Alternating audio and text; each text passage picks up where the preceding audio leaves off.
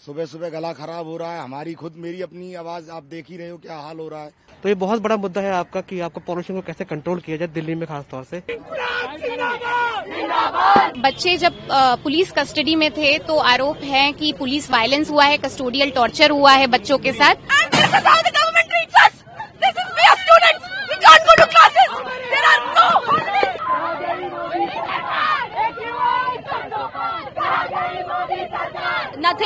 Nothing is happening. The AQI in Delhi is worsening every single day. Delhi से सबसे बड़ी खबर पोल्यूशन की है। एयर क्वालिटी इंडेक्स यानी AQI 377 दर्ज किया गया। मौसम विभाग ने आने वाले हफ्ते में भी कोई राहत नहीं मिलने का अनुमान जताया। दिल्ली में 24 घंटे का औसत AQI शुक्रवार को 377 रहा, जबकि गुरुवार को ये 335, बुधवार को 327, मंगलवार को 352 और सोमवार को 382 था। ठीक एक दिन पहले ही रविवार को दिल्ली में एक बड़ा प्रदर्शन आयोजित किया गया। दिल्ली के जवाहरलाल नेहरू विश्वविद्यालय के कुछ छात्र संगठनों ने भी इस मार्च में हिस्सा लिया। लेफ्ट समर्थित छात्र संगठनों का कहना है कि ये विरोध मार्च इसलिए निकाल रहे थे क्योंकि ABVP के उन सदस्यों पर कार्रवाई नहीं हुई जिन पर उनके साथ जुड़े छात्रों पर हमले के आरोप है। खैर, छात्रों ने आरोप लगाया जब वे पुलिस थाने की ओर मार्च कर रहे थे तो उन्हें पुलिस ने रोका और पीटा। PTI के मुताबिक कई छात्रों ने कहा कि उन्हें JNU वेस्ट गेट पर भी बुरी तरह मारा गया। एक महिला पुलिस अधिकारी ने आरोप लगाया प्रदर्शनकारी एक बोतल दूसरे प्रदर्शनकारी को सौंप रहे थे, जिसने उसे उसकी आंखों में छिड़क दिया। और इसके बाद दिल्ली पुलिस ने सोमवार को 28 छात्रों को गिरफ्तार कर लिया। एक अन्य को हिरासत में लिया गया जो कथित तौर पर इंडिया गेट पर एक दिन पहले प्रदर्शन के दौरान सड़क अवरुद्ध करने, पुलिस को बाधित करने और सुरक्षा कर्मियों पर पेपर स्प्रे का उपयोग करने के लिए जिम्मेदार ठहराए गए। पुलिस कर्मियों द्वारा सोमवार को प्रदर्शनकारियों को मौके से हिरासत में लेते हुए देखा जा सकता है। अधिकांश छात्र दिल्ली विश्वविद्यालय के हैं जो एक साफ हवा के लिए दिल्ली के समन्वय समिति के बैनर तले सी हेक्सागन पर बढ़ते एसी प्रदूषण के खिलाफ इकट्ठा हुए। रविवार का प्रदर्शन पुलिस से झड़प के बाद बढ़ गया। कई छात्रों ने बाद में संसद मार्ग थाने के बाहर विरोध प्रदर्शन भी किया, जहां और हिरासतें हुई। 2 FIR दर्ज की गई है। पहली FIR कर्तव्य पथ थाने में 8 छात्रों के नाम पर दर्ज की गई, जिसमें पकड़े गए नाबालिग सहित भारतीय न्याय संहिता के कई धाराओं के तहत महिलाओं पर हमला, स्वेच्छा से चोट पहुंचाना, आपराधिक साजिश, लोक सेवकों को बाधित करना और कानूनी आदेशों की अवज्ञा, ये सब शामिल है। अधिकारियों ने बताया सोमवार शाम को मामले में धारा 157 जोड़ दी गई थी। पुलिस का दावा है कि सोशल मीडिया से उन्हें पता चला है कि लाउडस्पीकरों के साथ कर्मियों को तैनात किया गया था कि आयसा और JNU कलेक्टिव जैसे समूह इंडिया गेट के पास इकट्ठा होने की योजना बना रहे हैं। दोपहर करीब 4:15 पर FIR में कहा गया है कि प्रदर्शनकारियों ने बैनर लिए नारे लगाए और पर्यटकों को भी डराया। जब पुलिस ने उन्हें तितर-बितर होने को कहा तो उन्होंने कथित तौर पर बैरिकेड्स पार कर सी हेक्सागन की ओर बढ़ने की कोशिश की। FIR में ये भी कहा गया है कि उन्होंने माडवी हिडमा के समर्थन में नारे लगाए, जो पिछले महीने मारे गए नक्सल नेता है। अब इससे ट्विटर पर अर्बन नक्सल जैसे कई संवाद देखने को मिल रहे हैं। पुलिस ने कहा है कि प्रदर्शनकारियों ने जानबूझकर चेतावनियों को नजरअंदाज किया, ट्रैफिक को अवरुद्ध किया, इसमें एम्बुलेंसेस भी शामिल थी, अस्थिरता पैदा की। इसके अलावा जैसे ही पुलिस ने लोगों को हिरासत में लेना शुरू किया, छात्रों के एक समूह ने कथित तौर पर संसद मार्ग थाने का घेराव किया। इसके बाद दूसरे FIR 16 छात्रों के खिलाफ लोक सेवकों को बाधित करने, उकसावे पर चोट पहुंचाने, गलत रोकथाम, इन सभी के लिए लगाए गए। प्रदर्शन ने राजनीतिक प्रतिक्रियाओं को भी तेज किया है। आम आदमी पार्टी दिल्ली प्रमुख सौरभ भारद्वाज ने एक पुलिस अधिकारी द्वारा एक प्रदर्शनकारी पर बैठे हुए की तस्वीर पोस्ट की, लिखा, ये दिल्ली की जनता है, प्रदूषण के खिलाफ आवाज उठा रही है और दमघोटू सरकार उन पर चढ़ रही है। दिल्ली मंत्री कपिल मिश्रा ने प्रदर्शनकारियों पर पर्यावरणीय नारों के पीछे चरमपंथी विचारधारा को बढ़ावा देने का आरोप लगा दिया है।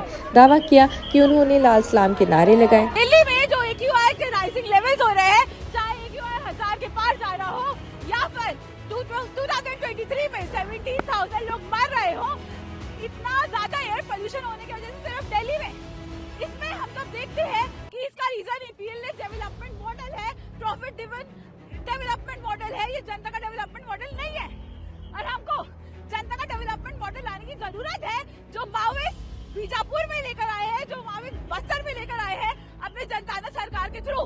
वहाँ पर सस्टेनेबल डेवलपमेंट किया जाता है, वहाँ पर महुआली तेंदुपत्ता को सस्टेनेबल तरीके से तोड़ा जाता है, वहाँ पर बाहर के जो कॉन्ट्रैक्टर्स हैं उनको अंदर नहीं आने देता है, और वहाँ पर जो फार्मिंग होती है वो कलेक्टिव होती है।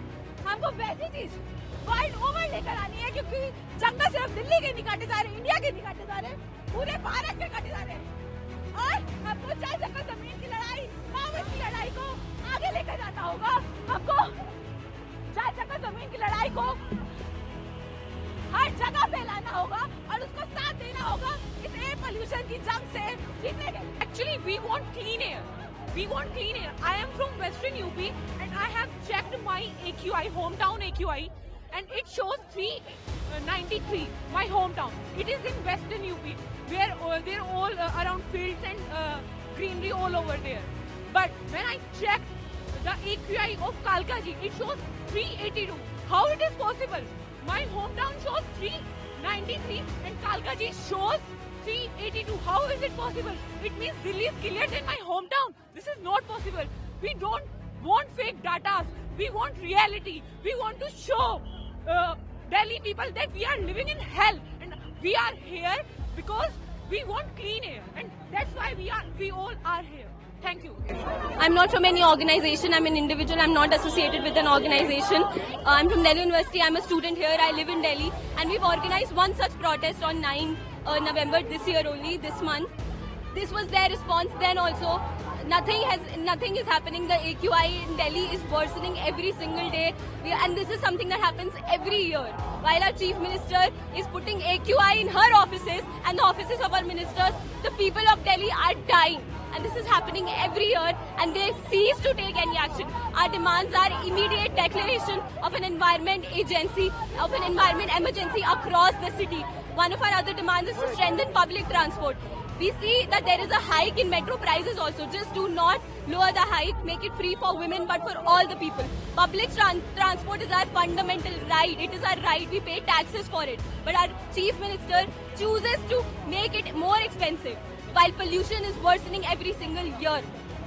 These are our demands, and I'm not from any organization. You do not have to be from any organization to protest against the air pollution. This is happening every year and every government, and this year BJP came to power after AAP served in Delhi. One of their major promises was to reduce air pollution, and they've done nothing about it. And not just that they've done nothing about it, they continue to manipulate the amount of pollution that there is sprinkling of water around the machines which measure AQI.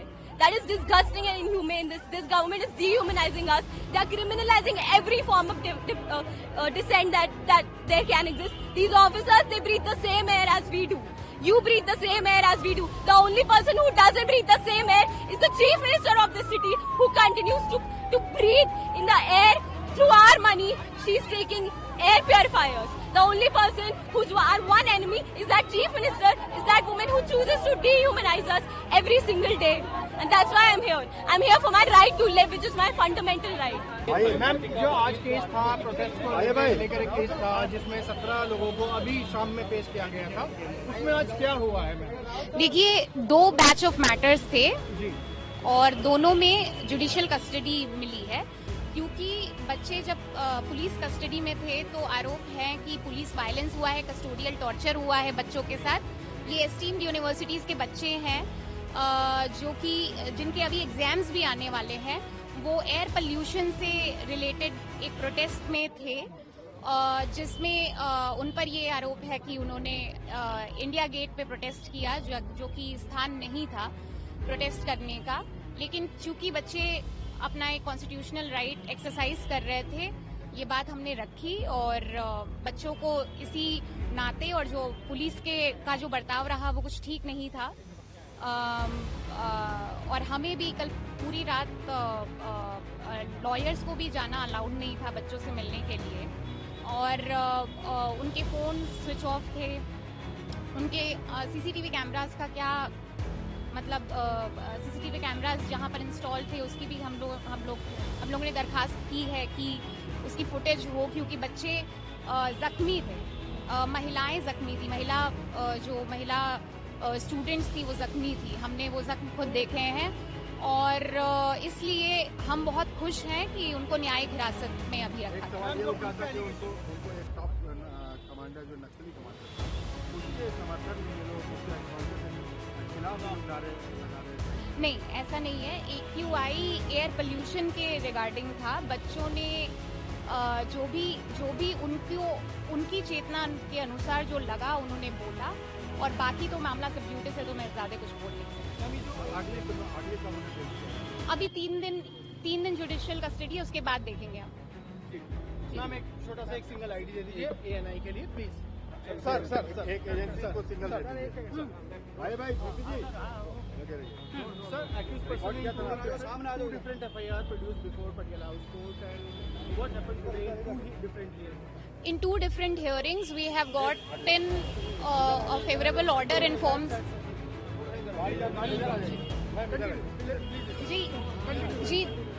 जी, इन 2 मामलों में 2 batch of matters थे। उन दोनों में न्यायिक हिरासत, judicial custody हमने चाहिए थी, जो हमें मिली है। एक में 2 दिन की और एक में 3 दिन।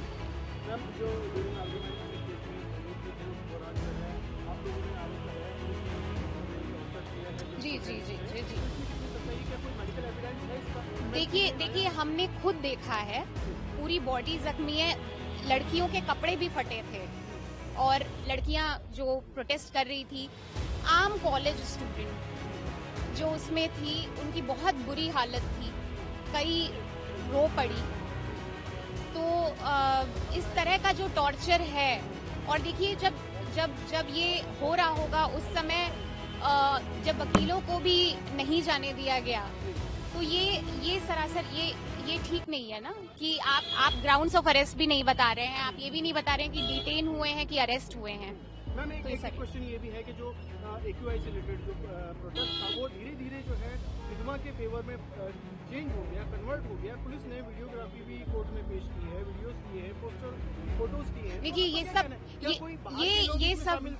नहीं, ये अभी इस स्टेज पे कुछ नहीं कहना है, क्योंकि मामला सब जुडिस है और ये मैटर ऑफ इन्वेस्टिगेशन है, तो ये आगे हम देखेंगे। अभी हमारे लिए ये जरूरी था कि बच्चे जिस मेंटल ट्रॉमा से गुजर रहे हैं, जो उनके साथ प्रताड़ना हुई है, वो हम उसको ये इंश्योर करें as officers of the court कि उनके साथ ये दोबारा ना हो। और हम बहुत खुश हैं कि उनको अब न्यायिक हिरासत में रखा गया है ताकि वो सेफ रहेंगे।